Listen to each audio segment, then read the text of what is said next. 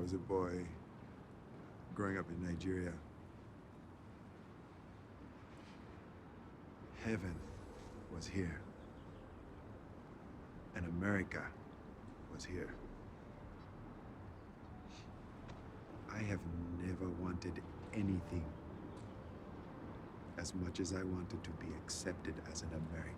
You know, as an immigrant myself, I mean, this movie means a lot to me. Just, you know, when he talks about America, that's just, to me, he says, this is heaven, and this is America. And a lot of people think like that. Right, Can you talk a little bit about that?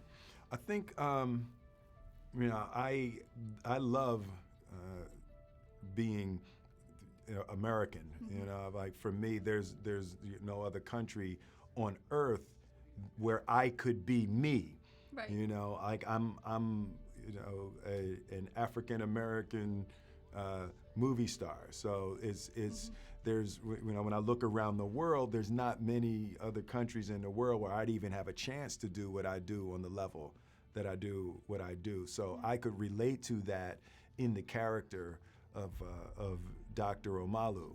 You know, there's a lot of things that, you know, need a lot of work here, but there's a lot of really wonderful qualities when at their best, you know, it's what we all hope for. You know, just to get into something really serious, I heard that you attended a couple of autopsies too. Yes. Can you talk a little bit about that? It must have been, I mean... Yeah, the character is a forensic pathologist.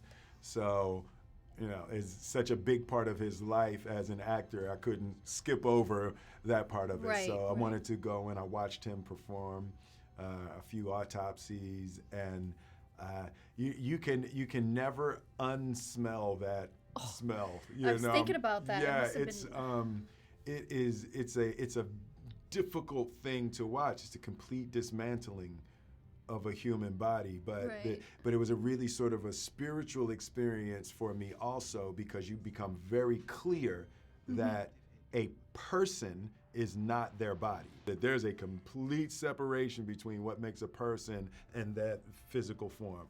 Yeah, because when somebody's dead, you know it. Yeah. That soul is not there. Yeah. It must have been really weird to see that. Yeah. Yeah. You know, and then a man who that's what he did, you know, for a living. That was his job, and how this discovery of this issue, you know, came to him. You know, I sat down with your wife. It was, I think it was for Magic, Mike, and you know, she was telling me it's about time that Will's gonna win that Oscar. So I think it's about time. I think this is really a role. It suits you so well. You are so incredibly good in this. So yeah, well, don't jinx it. Don't jinx it. I know, right? I know, right? But she also told me that, you know, I was talking to her about just staying grounded. I mean, your whole family is in the business. And she actually said it's because you still have family members that are still suffering and going through their struggles. Can you talk a little bit about that? What keeps you grounded? You know, you just, Jada and I both grew up in the, you know, inner cities on the East Coast of the United States. So we are not unclear about what it means to fight and struggle to survive. And you know, we've worked hard, and we've been very blessed, and we're never going to take that for granted. You know, we say no matter how much you rise, well, you know, once you've experienced being poor, it's really hard to ever let that go. You know, so for us, it's not like it's a struggle to stay grounded. She gotta go to the bathroom? Okay. I really do. You really do? But they said Look, tickle. I really have to go. You want to slate that for me? Yeah. Okay. Kristien Morato, HLN Belgium. I can't even sit like this anymore. I feel really bad about it. No, it's fine. I won't even bring up the fact that you have to use the bathroom. We won't even talk about that in the interview. I'm really uncomfortable.